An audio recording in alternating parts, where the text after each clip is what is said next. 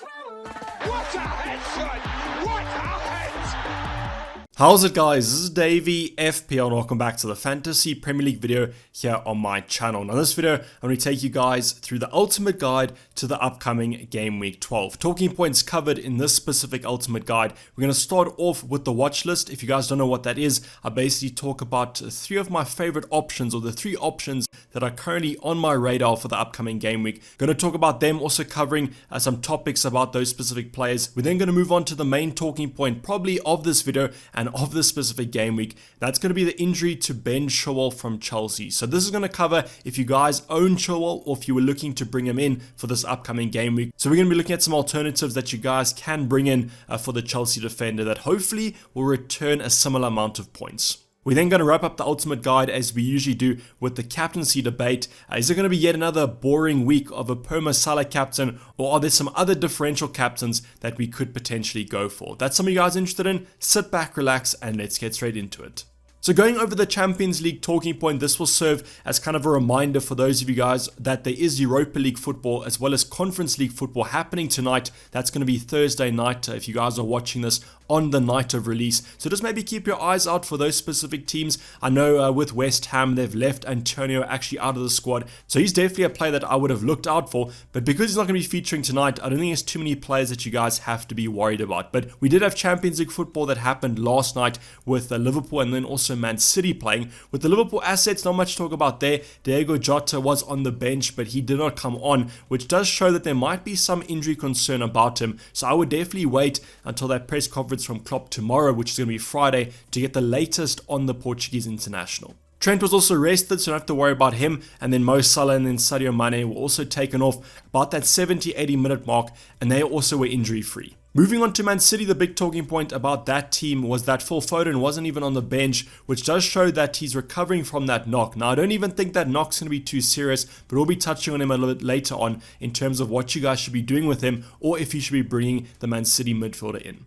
So luckily we managed to come out of that Champions League game with less injuries than the previous night, and hopefully tonight, if you guys do own players from the Europa and Conference League, hopefully they also don't get injured. But now moving on to our watch list, and the first player is going to be Phil Foden. And the reason I wanted to include Phil Foden into this specific kind of video is that there are a couple of talking points surrounding him in terms of this injury. So right off the bat, there hasn't been an update from Pep Guardiola. The last update that we had was from a source that said that although he did miss the Champions League fixture, he is expected to recover and is currently going to be training and therefore should be fine for selection for their game against West Ham on the weekend. Now I want to say, if you guys do own Phil Foden, definitely be keeping him, and the reason for that is if you guys look after game week 13, even if he misses game week 13, let's just say Phil Foden's going to miss game week 13, Pep says it tomorrow, I would probably still hold on to him unless you guys maybe don't have someone like a Jota, then you could switch him on. But after game week 13, from game week 14 onwards, through that festive period, Man City's fixtures look simply outstanding, and that's why I would definitely be looking to get a Man City attacker in for this festive period run. In terms of the projected points from Fantasy Football Fix, Man City attackers are never going to be super high unless they super nailed, and I am expecting Phil Foden to be playing the majority of minutes as long as he is fit. So you guys can kind of take those projected points with a pinch of salt. I don't think they're going to be quite more than that, as any Man City attacker that has those fixtures will probably get some points if they do play. The reason Foden is on my radar right now is that I do still own Kai Havertz. So I just have to find 0.2 to upgrade Kai Havertz to Foden, and that's really easy to do. So that's why I currently am looking at Phil Foden. Might not be this week, might not be game week 13, as I don't really favor that West Ham fixture. But from game week 14 onwards, if people's eyes are going to be drawn away from Foden, that's the perfect time to jump on the Foden bandwagon, as over this festive period, I think the points are going to come like presents. The next option though is going to be super popular as a transfer in if you guys don't already own him, and that's going to be Diogo Jota. Now he was training this midweek. He unfortunately didn't come onto the pitch last night for their fixture against Porto, which would have been a clear sign that he has recovered from that knock he took against Arsenal in game week 12. But as far as I know, I think that Klopp has said that Jota, there's no injury concerns there, but I will be waiting until tomorrow's press conference to just confirm that he's going to be ready for the weekend. I also want to hear what Klopp has to say on Firmino, as if Firmino is going to be back, in the next couple of game weeks, it does kind of hinder Jota a little bit because those expected minutes are probably going to be going down. So right now, the projected points are absolutely sensational for Jota just because in terms of Firmino's expected minutes, they're kind of zero, and Jota's expected to start most minutes over this festive period. And as I always say, 7.5 million for a Liverpool striker that's nailed to start is absolutely a bargain price to get him at, and that's why he's going to be a popular transfer in, as I said, if you guys don't own him. Fixtures also look quite good, to be honest, although with Liverpool, like Man City and Chelsea, quite a fixture-proof team at the moment, so even if the fixtures weren't great, I still probably would bring Jota in. Let me know in the comments down below if you guys don't own Jota, you bring him in this week, and if you are, who are you taking out?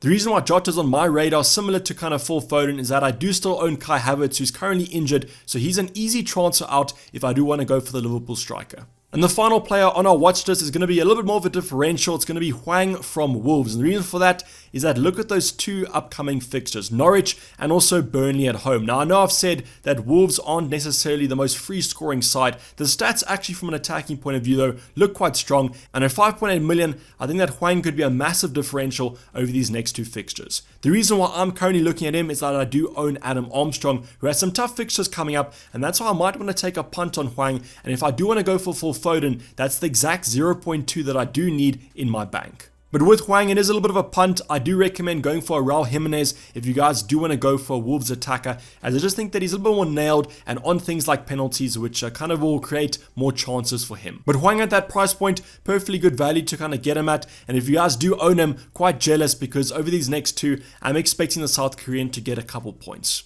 But now going on to the main talking point of this video, and that's going to revolve around Ben Chilwell. Now, if you guys do own Ben Chilwell, it's a little bit of a headache what to do at the current moment. And if you guys wanted to bring him in for this specific game week, there are some alternatives that I'll be recommending in the next talking point. But what I wanted to say about Ben Chilwell at the current moment is that we don't have any official news about how long Ben Chilwell will be out for, but it is rumored that it's at least going to be till the end of this year, which is going to be quite a few game weeks. So that's why I think we can at least expect Ben Chilwell to be out for maybe 2 months. And then apparently Chelsea will reassess the situation in the new year and see if he requires surgery. But as I've said with the other players, just wait for that press conference coming up tomorrow from Tuchel, as I'm pretty sure he'll give us a nice indication about Ben Chilwell and maybe give us some insight into who's going to replace him at that left wing back slot.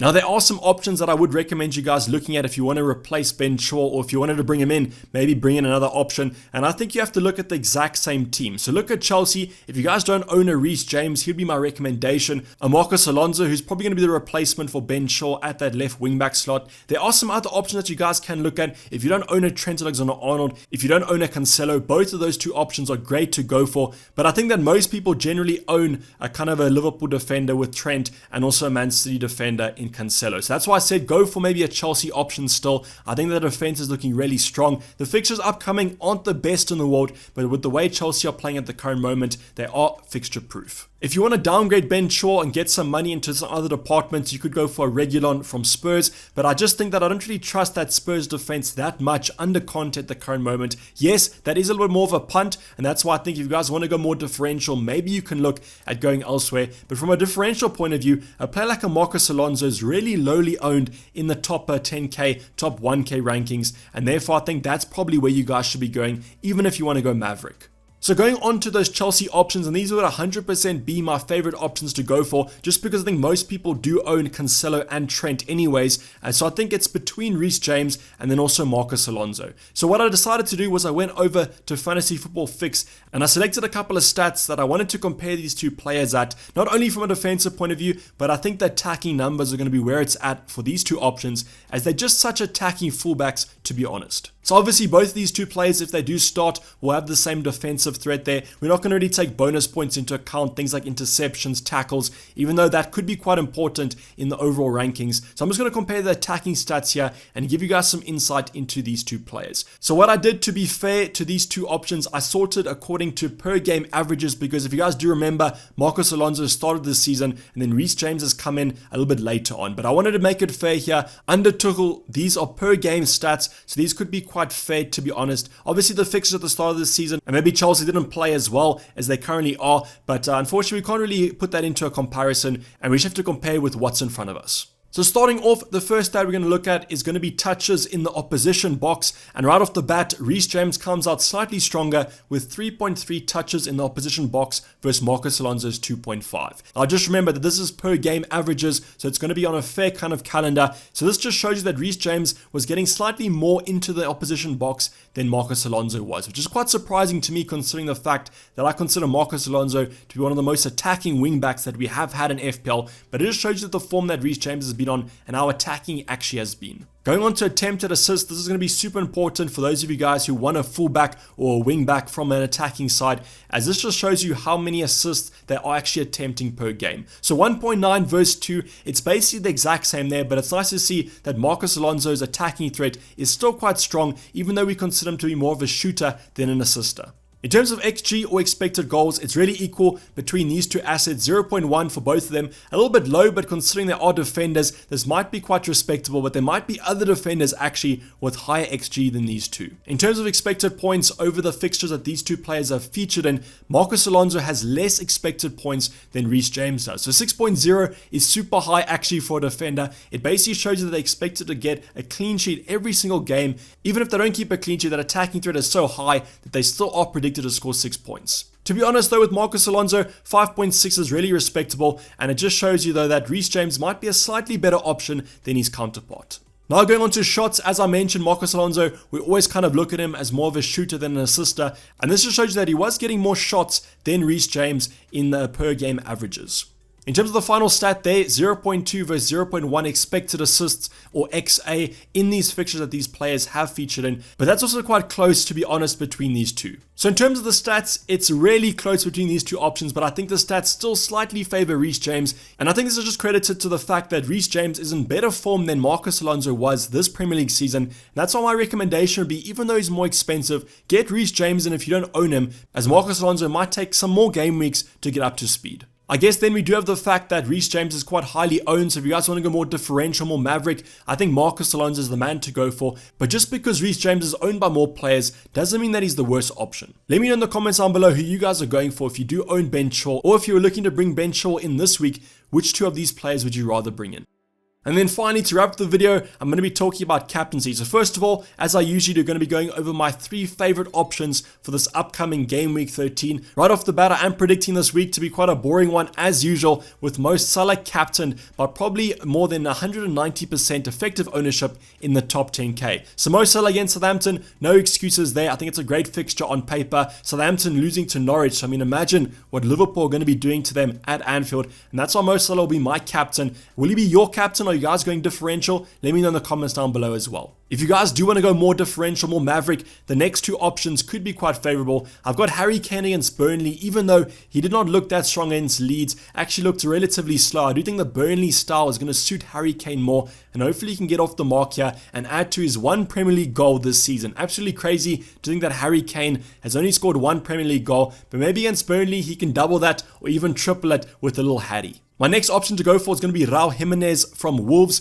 Relatively good form right now, kind of ticking along nicely. And against Norwich, a side that aren't great defensively, I think that Wolves could score a couple against them. And that's why Raul Jimenez could be a great differential if you guys do own him. But I would only recommend that if you guys want to go super differential, maybe if you aren't happy with your rank, as Mo Salah this week is going to have a super high effective ownership. And I honestly think he's the best option to go for.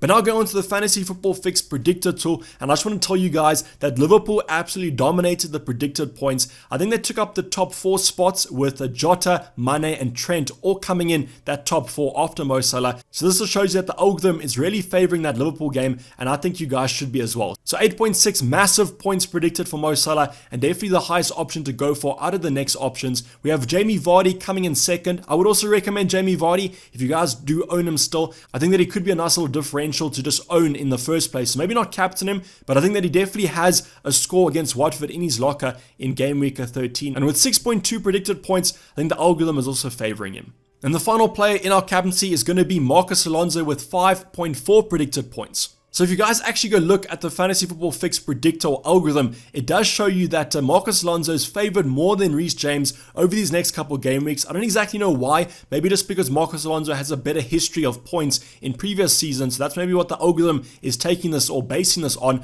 But he is predicted to score more points than Reece James in game week 13. So maybe that's the insight there. Maybe you guys should be going with the algorithm because it is saying that Marcus Alonso is going to be the third highest scorer, or at least the highest Chelsea scorer in game week 13.